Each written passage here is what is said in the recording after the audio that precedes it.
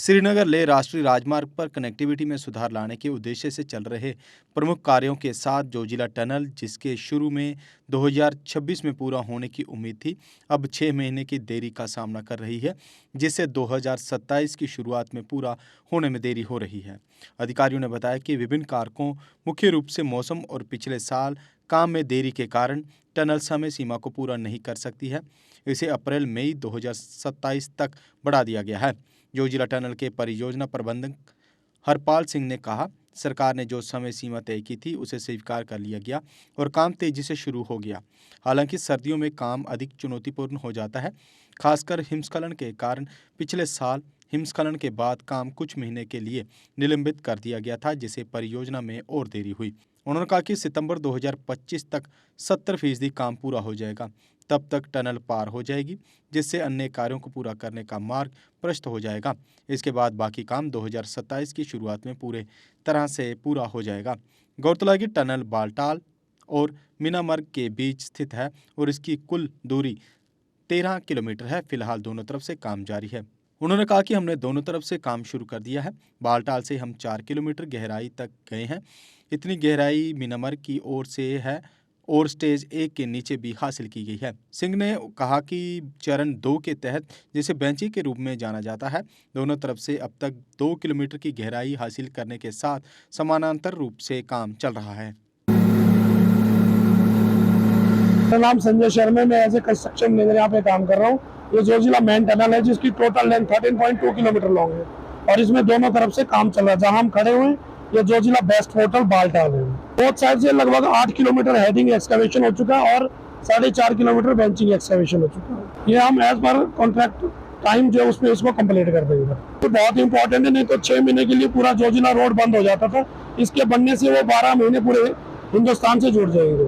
फौज के लिए बहुत इंपॉर्टेंट है, वो 24 आवर इसमें चल सकते हैं इधर से मीनामर्ग की तरफ को, लद्दाख की तरफ को। इसमें सारी मशीनरी जो टनल एग्जीक्यूशन के लिए चाहिए होती है, जैसे बोमार, शॉर्टकट मशीन, एक्सकवेटर है, लोडर है, डंपर है, सारे यूज हो रहे हैं। ऑन टाइम पे इसको रेडी कर दिया। एक प्रोजेक्ट गगनगीर से सोनामार्ग तक है, जिसमें रोड भी है और टनल है। वो एप्को कंपनी द्वारा बनाई जा रही है और उसकी लेंथ टोटल 11 किलोमीटर के करीब है, रोड की और टनल की। ये दोनों काम तकरीबन अप्रैल मई के महीने में पूरे होने जा रहे हैं और ये अप्रैल में या मई के महीने में ट्रैफिक के लिए ओपन कर दिए जाएंगे। सोनामार्ग से लेकर और बालटाल तक 17 किलोमीटर का रोड, जिसमें 4 बड़े ब्रिजेस हैं और 4 टनल्स हैं। 2.4 kilometre long 8 number cut and cover है, स्नो गैलरी है। ये Hyderabad based construction company Megha engineering, जिसको मील के नाम से जाना जाता है, ये उनके स्कोप में है। ये काम अगस्त 2024 तक पूरा कर दिया जाएगा। इसमें 80% से ज़्यादा काम हो चुका है। अभी वेंटिलेशन और लाइटिंग वगैरह के काम बाकी हैं। अगस्त 2024 तक ये कंप्लीट हो जाएगा। देखिए, अब की बार बर्फबारी बहुत कम हुई, तो जो हंग एरिया है जहाँ पे नेशनल हाईवे बंद होता था, अब की बार वो एक बार भी बंद नहीं हुआ। और जैसे जेडमोर टनल कंप्लीट होगी, सोनामार्ग को ऑल वेदर एक्सेस मिलेगी। हंग एरिया में जितनी भी स्नो होगी उससे कोई ट्रैफिक के ऊपर कोई असर नहीं पड़ेगा। देखिए, जो नीलगरार में टनल है वो 500 मीटर की 2 टनल हैं, 2-2 किलोमीटर की 2 टनल हैं। ये तकरीबन 95% काम पूरा हो चुका है। अगस्त के महीने में इसमें से ट्रैफिक का आना जाना शुरू हो जाएगा। यानी कि अगली यात्रा जो लोग बालटाल जाएंगे वो टनलों के थ्रू भी जा सकते हैं, जो अभी नीलगरार की तरफ से यात्रा रूट से जाते हैं। मेन 3 या 4 टाइप की मशीन होती हैं। एक होती है अर्थ मूविंग मशीन, यानी जिससे एक्सक्वेशन की जाती है। एक्सक्वेटर, बुलडोजर, डंपर्स, दूसरे होते हैं जिनसे रोड फॉर्मेशन का काम होता है, जैसे कंपैक्टर्स हैं, पेवर्स हैं, बिचुमन प्लांट्स हैं।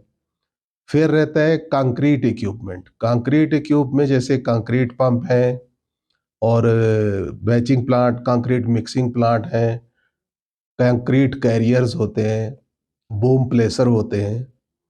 एंड एक जो सबसे इम्पोर्टेंट मशीन रहती है वो 2 या 3 मशीन होती हैं, हर टनल में लगानी पड़ती हैं। एक मशीन होती है जिससे टनल में ड्रिलिंग की जाती है, जो बाहर से बन के आती हैं, आजकल वैसे इंडिया में असेंबल होती हैं। उनको हम लोग बूमर बोलते हैं। वो ड्रिलिंग करती हैं, उसमें फिर एक्सप्लोसिव डाल के ब्लास्ट किया जाता है। लोडर और डंपर्स की मदद से मक बाहर किया जाता है। उसके बाद फिर एक और इम्पोर्टेंट मशीन होती है जिसको हम शॉर्टक्रीट मशीन बोलते हैं। शॉर्टक्रीट मशीन का पर्पस ये कंक्रीट को प्रेशर से रॉक सरफेस के ऊपर स्प्रे करती है, और उसमें कंक्रीट मिक्स में कुछ केमिकल डले होते हैं जिससे वो बहुत जल्दी सेट हो जाता है। ये टनल की सपोर्ट के लिए सबसे पहली एक्टिविटी है।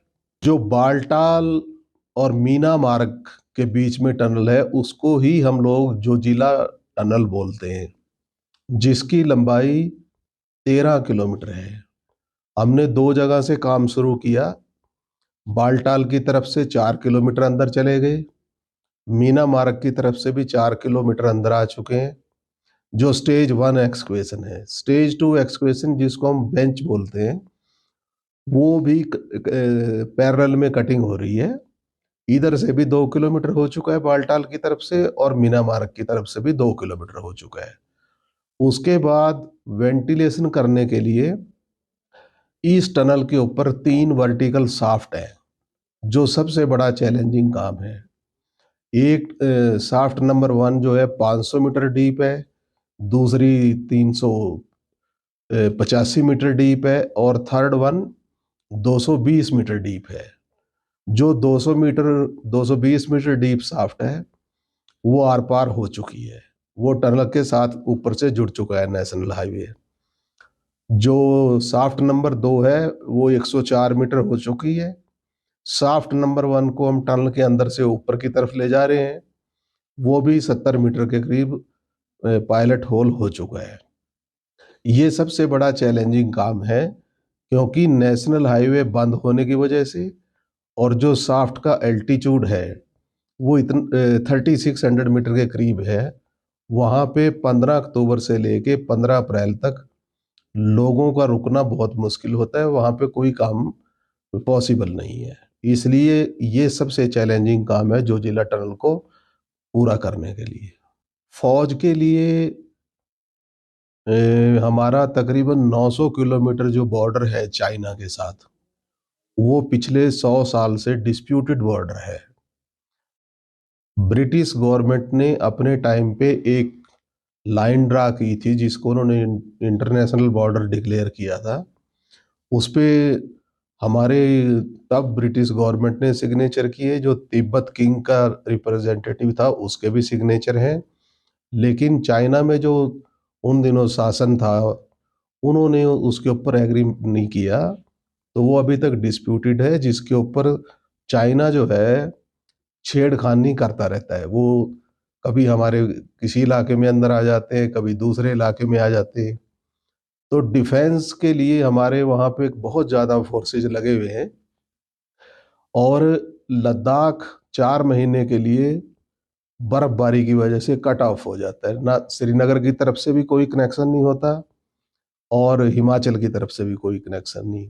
तो इतनी बड़ी आर्मी को एमिनिशन सप्लाई, फूड सप्लाई एंड और इमरजेंसी रीइंफोर्समेंट के लिए बिना रोड के पूरा नहीं किया जा सकता। आज जो Indian army, Indian air force और दूसरी डिफेंस फोर्सेस के लिए जो मटेरियल विंटर में ट्रांसपोर्ट किया जाता है वो चंडीगढ़ से बाई एयर किया जाता है, जिसका कम से कम 600 या 700 करोड़ रुपए खर्च हो जाता है।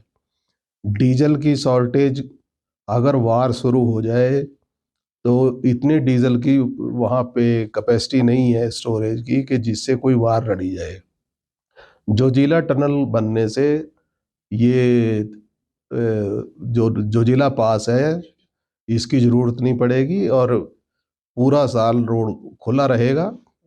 पूरा साल लद्दाख के लोगों को एंड डिफेंस को, टूरिस्ट को आवागमन के लिए कोई दिक्कत नहीं होगी। गवर्नमेंट ऑफ इंडिया ने जब काम अवार्ड किया तो सितंबर 2026 डेडलाइन रखी इसको पूरा करने के लिए और हमने वो एक्सेप्ट की डेडलाइन।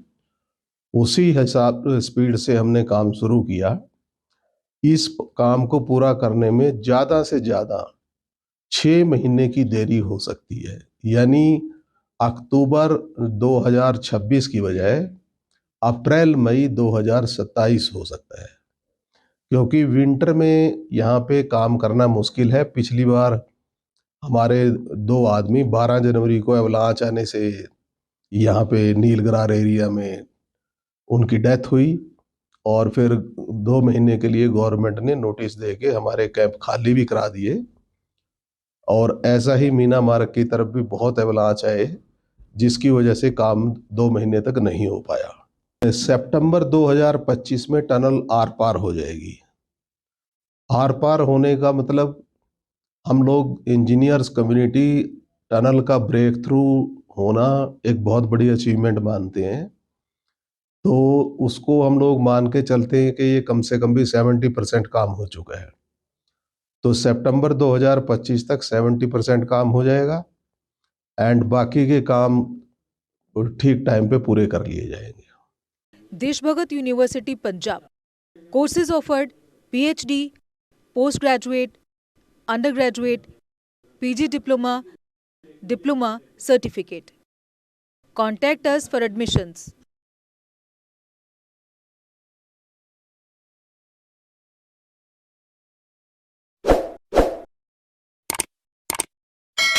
जम्मू कश्मीर की खबरों के लिए जुड़े रहिए JK अपडेट के साथ।